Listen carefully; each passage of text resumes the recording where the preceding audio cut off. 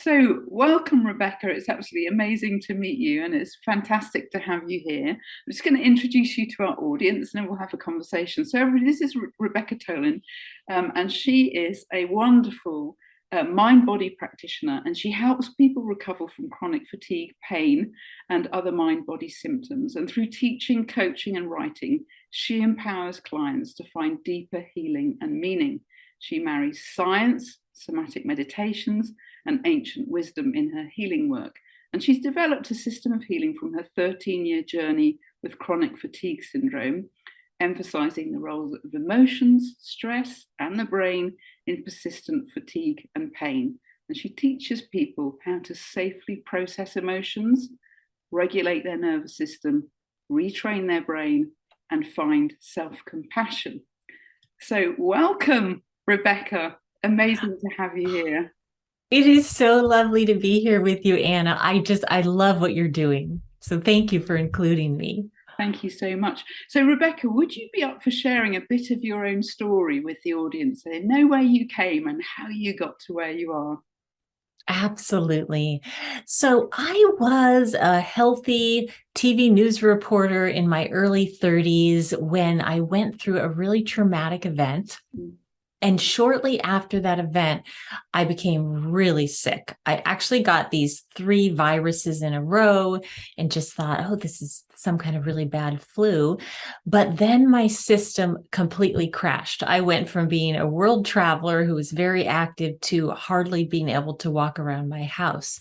And overnight, I had body pain, complete exhaustion, insomnia, brain fog, digestive issues, so many other things. And of course, it's terrifying when this happens and we don't know what's going on. I went to lots of different doctors and got the diagnosis of ME/CFS or chronic fatigue syndrome and was basically told, well, we don't really understand the cause. And so therefore we don't have a cure and you'll just sort of have to manage this. And I had been a journalist, so I was quite a dogged reporter and researcher with the scant energy I had, I gained a little bit over the months and the years. But in short, I had to leave my career. I retreated into my house. I really couldn't function in the world other than basic self-care. And spent a lot of time and years and money pursuing physical treatments to these physical symptoms. I certainly was told I had faulty mitochondria, viral overloads of Epstein-Barr and other viruses like that, chronic Lyme, other bacteria. And I was sort of targeting those things for a number of years and really often got worse instead of better. I also did all the supplements, diets, all those things, and it just wasn't really scratching the surface. So, where did you go next? Yes. Well, what I started noticing was over the years, I did start practicing daily meditation, and I was already a yogi prior to this. I couldn't really practice yoga in a rigorous way, but I started really embracing the deeper philosophy of yoga and gentle restorative practices at home mostly. And I noticed that every single time I did one of these practices, I felt a little bit of relief. Often it was mental and emotional relief, not necessarily physical, but there was a little bit. And I finally got to this point, and there was one particular practitioner I went to who really just wasn't listening to me and kept talking over me and charged me a whole lot of money. And this was after about 13 years. And I left there and said, that's it. I've been beating my head against the wall for all these years, and clearly this isn't working. And so I'm just going to pursue what brings a little bit of relief every day. Now, I was also listening to Eckhart Tolle every day. I was reading his books and Rumi. I couldn't read a lot because of the brain fog, but I could just read a few words and just sit with that. And there was some sort of surrender that happened after that, where I literally just said, this is what is. And I don't resign to always having these symptoms, but they're present now. And so I would just turn my mind to looking at the leaves and the trees and reading poetry. I started writing poetry and meditation and gentle yoga. And I really went through this year where I felt at peace. There was some increasing spiritual opening and awakening that happened that's hard to define. It didn't happen in one moment. But I had severe symptoms. Well, for a lot of people with ME/CFS, I would say I was probably more moderate at that point, but it felt like I had the flu 24/7 and I was physically quite limited. Um, but I was at peace, and I really got on this deep level what the yogis talk about was that outer conditions were never going to make me happy. Even my health couldn't make me happy. I had lost so much. I had lost my child rearing years, a career I loved, my house, my health, but I felt at peace. And from that place, I stopped fighting the symptoms. And interestingly, that led to my recovery indirectly. I signed up for an online poetry course, and I met a woman through that who said, I recovered from ME/CFS through this particular mind body work. Do you want to have a conversation about it? And I said, well, I can only talk on the phone for about 10 minutes or I get these migraines. But we had this conversation, and Anna, 1 hour passed and 2 hour passed and 3 hours passed. And I literally got up and ran around the block after that conversation. And what she did is tell me about this mind body knowledge and practices that I now work with and really led to my recovery. That's phenomenal. So just putting the spiritual stuff to one side, I'd like to return to that obviously in a bit. Yeah. But in terms of like the neurophysiology of what was going on there, do you think that surrender and that acceptance just took your neurology into a really calm state where you made yourself safe in effect by experiencing somatically a different level of awareness? Beautifully expressed. 100%. That's what I now believe. At the time, I didn't know what was happening, but I do now better understand the brain and nervous system and believe that shifted my system into more regulation and turned off what we would call the danger alarm signal in the brain, which is essentially the emotional brain centers, the amygdala and the autonomic nervous system, and shifting it into a state of safety and regulation. And I felt that somatically, and I was experiencing that because I just decided, well, I'm just going to enjoy what I can and really feel that. And I actually did start sort of tracking sensations in my body with curiosity. And this happened spontaneously, even though I later have trained in techniques to do that. But there would be all this heaviness and burning and buzzing. And instead of pushing them away and trying to fight them or shift them, I just became very curious. Like, what is this in my body? And I would stay with the sensation, and often it would morph into an emotion, and there would be a release. And I started experiencing these releases where there would actually be some physical comfort in addition to the mental and emotional and spiritual solace. So I have a theory around this that I think our bodies hold a lot of repressed emotional material that is very difficult to access cognitively. And I'm a great fan of psychotherapy and talking therapies generally. I've been through my fair share and got benefit from it. But it seems to me that there are layers that are not accessible or not so easily accessible that way. So I'd love you to talk a bit more about the somatic roots in, and also the state, the spiritual awakening state awareness, which to me opens out a sense of a field of awareness that includes the body, but somehow exceeds it, and almost is a form of attachment relationality to the world, where there's a sense of holding, but not clinging. It's very difficult to put into words, but I suspect that you know what I'm saying. Absolutely, I do. And I love this question. So I'll talk about that first. And then I also do want to talk about some of the cognitive understandings that shift, because I agree with you. I had been to psychotherapy, and I even started going to some trauma therapy along the way for the traumatic event I went through. But it didn't really shift anything until I started coming into the somatic body and understanding that that was the root of my symptoms, right? Understanding they were in the nervous system as well as in the brain. So I think I informally just that started happening to me through the different meditation and yoga practices that I was doing and spending time in nature and basically getting out of my way. I mean, when I stopped running around frantically to practitioners and spending so much time fixating on supplements and diets and medications, which I am not putting down because I know those help some people and we do whatever helps us. But for me, they weren't helpful. And when I was able to just be with, it was all about being with myself as I was, something did happen, as you described, that I felt this sense of presence, of expansion, of connection with something beyond me. So it wasn't like the little me fighting the world and fighting my body. It was like being held by earth, being held by this energy field I could feel inside of me. And then I would go into the difficult places. So one thing, I think that I was on this spiritual journey for years, and there was a bit of a what's called a spiritual bypass sometime where I was completely bypassing my emotions. And there is a time for that, because if we don't have the right social supports or readiness, there's a reason that our brain and nervous system repress emotion. And we need this to stay sane, basically.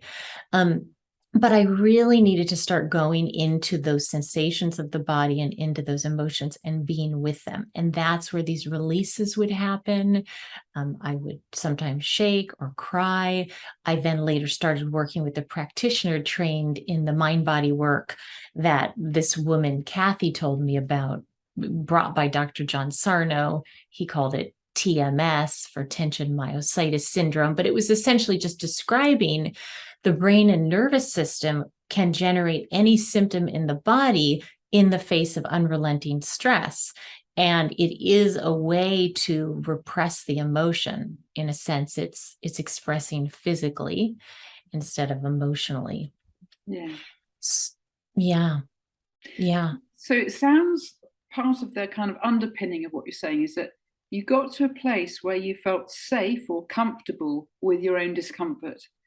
You were able to hold a space for yourself in which you could allow yourself to encounter that more painful, disruptive material that, had you not established that, might have been quite destabilizing. Very well put. And I think I got to that place of safety partly because the way this mind body knowledge was explained to me was really it was my brain and nervous system in a certain state. It wasn't that I was ill to the point where I couldn't get better again. It's not that I didn't have real symptoms, but the symptoms essentially weren't harmful. They weren't representative of a disease process. They were representative of a state of the mind and nervous system, because I really hadn't had the right supports to process everything and was sort of sent down some rabbit holes that were really unhelpful. So I think that helped me feel safer. And then I was able to be with the discomfort partly by myself. And then I did find a really compassionate practitioner trained in the field of mind body work that just really resonated with me. And as we know with polyvagal theory, there's this concept of co-regulation, right? When someone else has a regulated nervous system, it allows our system to regulate as well. So I think that was really helpful. And often we would just be with the sensations that were in me, and then they would morph into anger. They would morph into memories of the sexual assault that I went through prior to these symptoms. They would morph sometimes into just some sort of release of heat, or sometimes feelings even of euphoria. And that's the wisdom of the body, right? That is incredible when we really can be with what is in a loving and compassionate way. And sometimes we need support to do that, right? From somebody else, and other, in this case, for me, it was also knowledge and practices. Yeah, for sure. Sometimes we really need someone to show us what we can't yet see, and do that in Yes. a way that we feel really, really felt, that we feel felt by the person. I think Yes. really important because it is so body to body, isn't it? And the Yes. really early material is pre-verbal. It really is body to body. But Yes. we're talking there about the symptoms, almost like they're a kind of they're communicating, they're a wisdom. Um, I always think that's a really interesting framing because that's one that has been quite helpful for me too in my own journey. But I wonder if we could think about this on the collective level because it seems as though there's an Oh, absolute epidemic of fatigue, and the whole system at the moment is really stressed with climate crisis, and the mm, pandemic was a massive stress for a lot of people. There's increasing levels of division politically and mm. so on. So it's very interesting to think about the relationship between kind of meta stress, the kind of generic stress that's all around, and the levels of Yes. fatigue that people seem increasingly to be experiencing. Do you feel, Rebecca, that that is saying something into our society that we really need to hear? And if you do, what do you think it's saying? Absolutely. I ask people to, especially people with fatigue, whether it's ME or just chronic fatigue, to really ask themselves, what is exhausting me? What is depleting me? What am I tired of? Because there is what I call a wisdom in the symptoms. These symptoms are guiding us back as individuals into balance, but also as communities and as a global society into balance. I think one thing we saw in the pandemic that was a silver lining was a lot of people slowed down. I know in my neighborhood, people were outside, families were playing, people were talking in the park in a way I had never seen. And now perhaps some of that is becoming more frenetic again. But I think as a society, we have been moving so quickly. We are coming from this patriarchal framework of the mind over the body, including the collective mind over the earth body, right? And pushing ourselves without really tuning into that wisdom of the body. So I feel that's what's being called.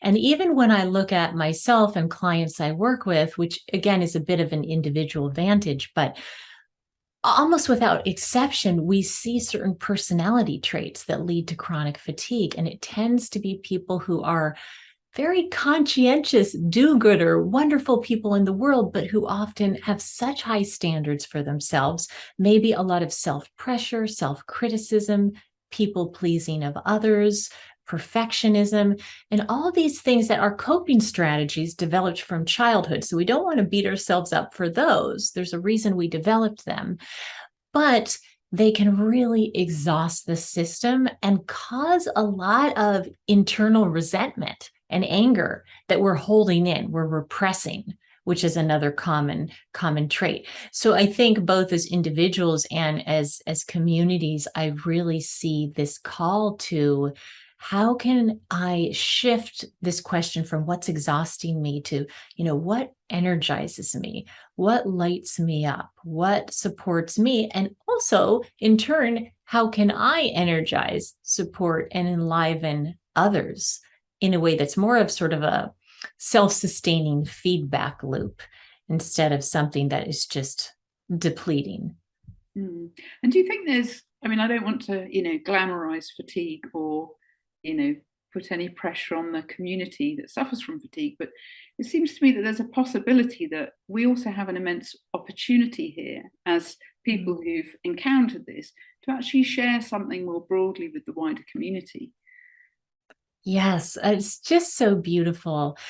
I feel now that in looking back, it truly was a gift to get MECFS. And I know that's really annoying to hear when you're in the throes of it. And it took me probably 15 years to get to that point where I literally can see the kindness, the generosity, the clarity, and the wisdom in the symptoms that were given to me based on the life that I was leading. And so it's called me into much more gentleness and self compassion, but also more gentleness and compassion with others. And also now I work with others and teach this. And so it's sharing that to me has become so energizing because it's really sharing what are more innate qualities to us as human beings when we're integrated in our masculine and feminine and that yin and the yang. And so I think there is this unique opportunity with the chronic fatigue community to really reclaim, like, what is it that I need to feel whole and complete and energized? Physically, we tend to focus on that, and that's important, but also emotionally, mentally, spiritually. And then in so living that, we show that to others, whether you consciously choose to spread it through a summit or living your own life with other people who just see that you're modeling that. Yeah, and maybe something even more kind of subtle. I know that when I was bedbound, and periods when I've had to go back to my bed again, when I've had periods when I've really struggled, increasingly I've seen that as an opportunity to contribute somehow less tangibly to some evolution of consciousness by the self-work I do, even in that situation, which, Yes.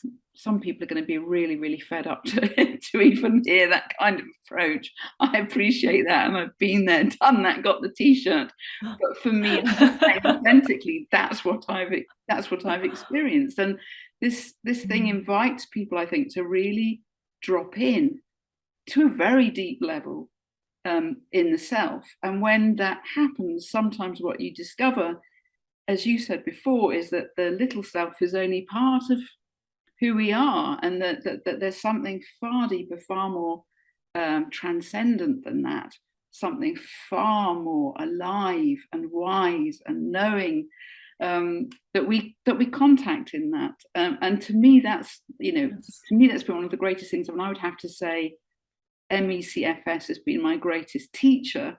It's not one I would have chosen in a million years had I got a Yes. million years, but I have to Yes. say that realistically, it has been. And I'm sure that for many people, if not everyone, but for many people, I think they would say hand on heart that it is a great teacher. It's a painful teacher. It's a hard lesson, and you can really suffer. But there's something amazing as well, as you've just implied. There's a gift hidden in all of this that you can mine out. Yes. Absolutely. And even that shift of framework really feels profoundly more meaningful and healing. I mean, that was my experience when I was looking at MECFS as symptoms I have to get rid of and go on with my life, because I was looking at my life being outer achievements rather than the inner growth work that I do, that I absolutely believe is a gift to the whole world. When we heal ourselves inside, that is how we heal the earth. That is how we heal humanity. That informs the way we think, feel, act in the world as well. So I really did begin to see it as, what's the opportunity? What is being shown to me?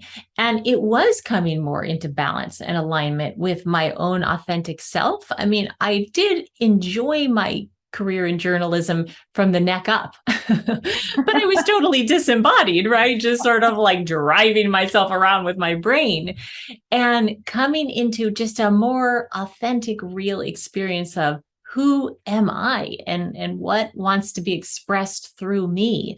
I used to ask and wish and pray, just use me as a channel of grace and healing. What wants to be expressed through me? And the way my life looks now is nothing I could have ever planned or dreamed of. And I'm so grateful it is this way.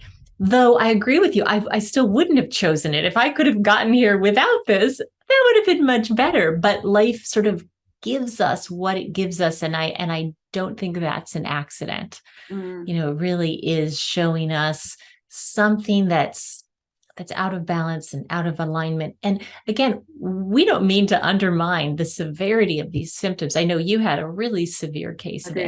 Yeah, MECFS, I did. and there were times that I was bedbound and years that I was homebound. So it's not to undermine these and to get whatever treatment that you feel is helpful to you. That's certainly not what I'm saying.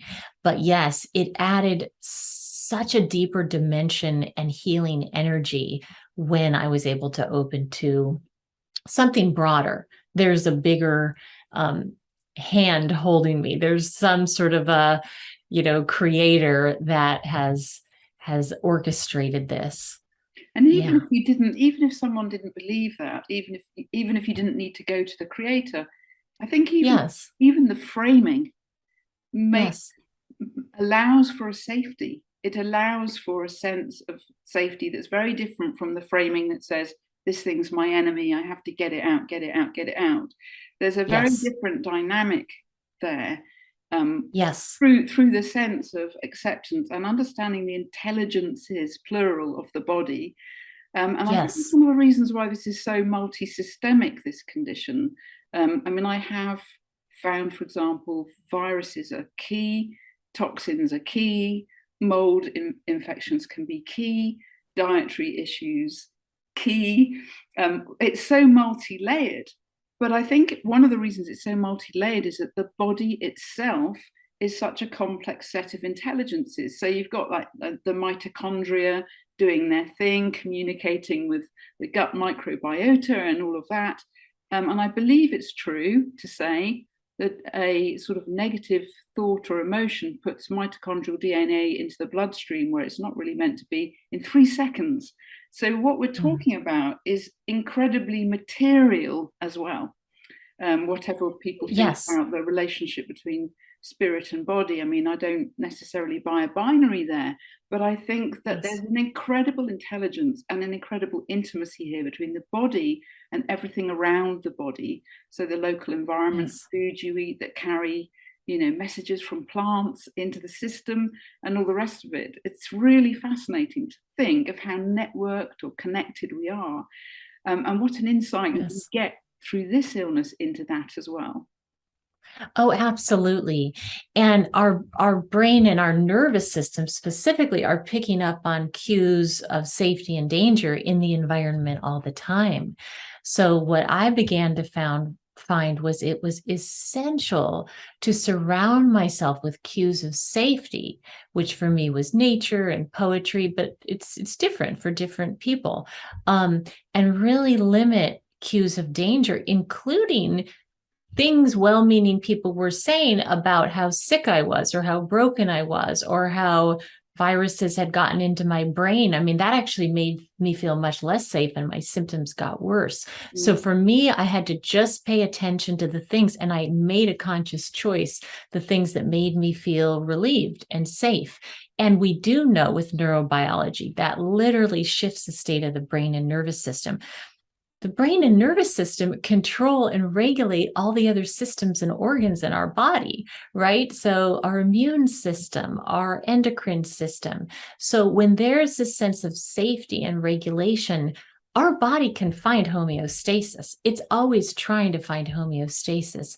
It's more a matter of bringing in whatever it is that makes us feel safe and comforted, and feel that in an embodied way. Yeah, that's brilliant. So Yeah. if you were going to give the audience like one massive takeaway, do this above all else, what would it be, Rebecca? Oh goodness. It's a tough question because it is different for each person. And I think it is important that on this healing journey, especially with ME/CFS, that you find your own agency again. So I like to work with agency or personal empowerment and self-compassion as kind of two sides to one coin, because some people need more of one than the other. But often we're just told, you're going to have to manage this or do this with your body. And we feel so disempowered. And lots of studies have now shown people cannot heal from a state of disempowerment. Gabor Mate talks about this quite a bit in his work, from a state of disempowerment. So we need to become empowered. And I would say, when you're pursuing something, do it because it feels right to you. I never found that doing anything as a means to an end, like taking 30 supplements because a doctor was telling me to, ever led to healing, because I felt resentful, I felt disempowered. That does not shift you into a healing state. So really tune into your inner truth for whatever path lights you up or gives you a little hope or curiosity or optimism. I think that's really important. And another piece I think is so important is self-compassion. I really love the work of Kristen Neff and Chris Germer on mindful self-compassion. And I really began embracing my own suffering and comforting myself. So instead of fighting the body, it's like, I'm in pain. I am sad. I'm frustrated. It's acknowledging the emotions. If there is one thing, and I know I'm saying about three things, it's really acknowledging your suffering and your emotions, because that so often gets bypassed, and being there for yourself and tuning into what are these deeper unmet emotional needs. Because I have found that leads you to where you need to be. Yes, there are other stressors and other factors happening with ME/CFS, but when you can tune into your deeper emotional world and your intuitive world, that is going to lead you to the people, the resources, the modalities that you need. And I think, because it's inside you. It's inside you, right? That wisdom, and also that healing. The healing happens inside us. And I think that takes us right back to feeling felt, but it's feeling ourselves and then feeling felt by ourselves. There's something really important in terms of the reflection, the reflectivity of that, isn't there? Absolutely. And that really is an antidote, I think, to the self-criticism and a lot of the self-pressure we put on ourselves when we're trying to recover. And it's like, why am I failing at this? And that self-compassion of acknowledging this is really hard, but I believe in myself. It's Herculean to get through a day with ME/CFS. I mean, you deserve a medal, you deserve an award. It's the hardest thing that I ever did. So really starting to honor yourself, your own wisdom, your own intuition, your own guidance. And I have found that the somatic work, entering the body of sensation and emotion in a compassionate way, is really game changing for so many people. And it certainly was for me. That's really wonderful. So I believe you have a free gift for the audience.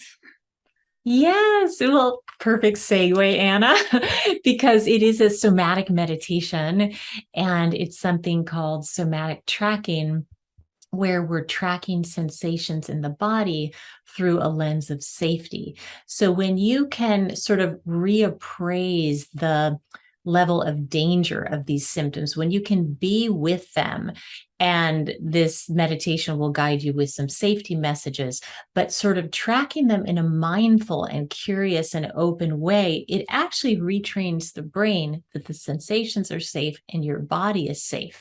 And you're picking up on your brain and nervous system's messages. They're really trying to warn you of something. In the work I do, we see the symptoms as warning signals.